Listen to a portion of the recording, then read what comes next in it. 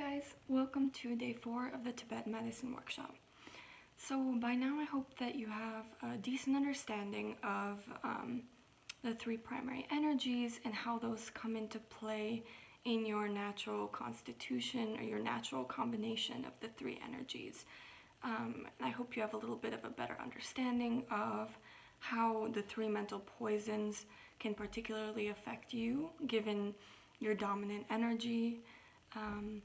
So today we're going to be talking about how Tibetan medicine can help you improve your well-being. How can we heal these mental poisons? So Tibetan medicine teaches certain practices that are able to heal this negative thinking that can poison your mind and your life. These practices include mindfulness, loving kindness, compassion, and ethical behavior. So we'll be talking about each of the three mental poisons, as well as what meditations and what ethical behaviors you can focus on in order to heal these mental poisons. So first, for the first mental poison we talked about, that was greed, which, remember, it's unhealthy attachment, unhealthy desire for things, right? And typically, when you have this mental poison of greed, you have an energy imbalance of the energy alone. Okay, so with this energy imbalance, you want to meditate on the idea of impermanence or continuous change, right? So if you have unhealthy attachments, it's difficult to let go of things, right? So the idea of impermanence is realizing that everything is temporary, right? Everything is temporary in life. Nothing is forever. So that can kind of help you work through that mental poison of greed if you practice meditating on impermanence, the idea that everything is continuously changing. And it's important to be, to focus on accepting that fact. So in addition to this meditation, you can practice the following behaviors of generosity or giving to others. Loving kindness, which can mean just loving yourself and being kind to yourself, as well as loving and being kind to others. And then finally, the idea of acceptance, which I mentioned. For the second mental poison, or anger, that usually results from an energy imbalance in tripa energy. So for this particular mental poison, you want to focus more on meditating on compassion, which is the yearning or the desire for all of us to be free of suffering. Okay, so remember, I kind of talked about compassion as being like realizing that you're suffering, that life can be really difficult for each of us individually, maybe in our own ways. Not everyone has the same level of suffering, but we all in some way suffer. So it's acknowledging, it's being aware that we suffer, but so do everyone else, So in that way, I want to be kind to others because I acknowledge that we're all suffering, so I make it harder for all of us.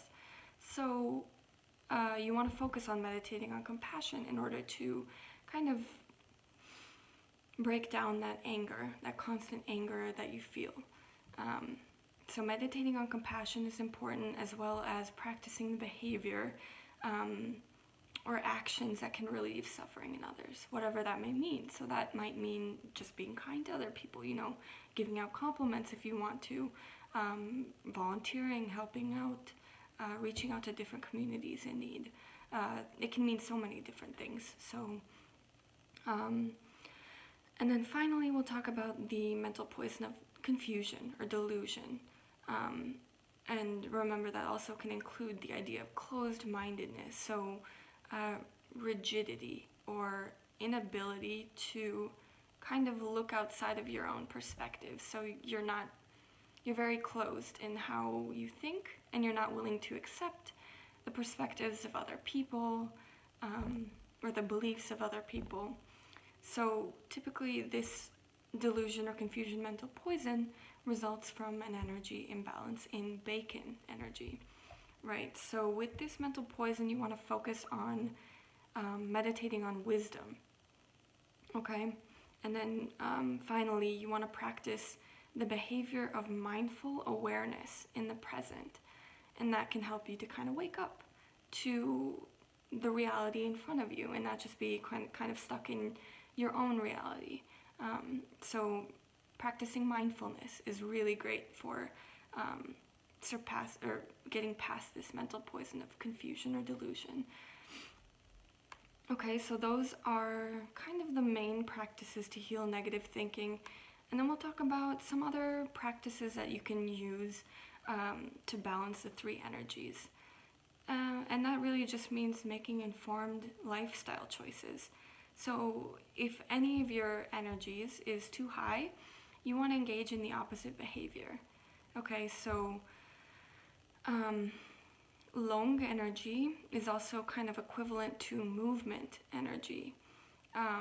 So if the long energy is out of balance, you want to calm that energy by doing something that is warm, grounded, and calming.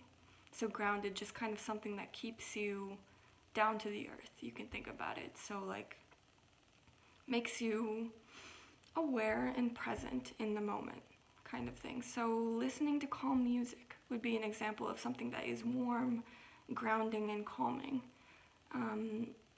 If your tripa or your hot energy is out of balance, so tripa is kind of equivalent to heat energy, to fire.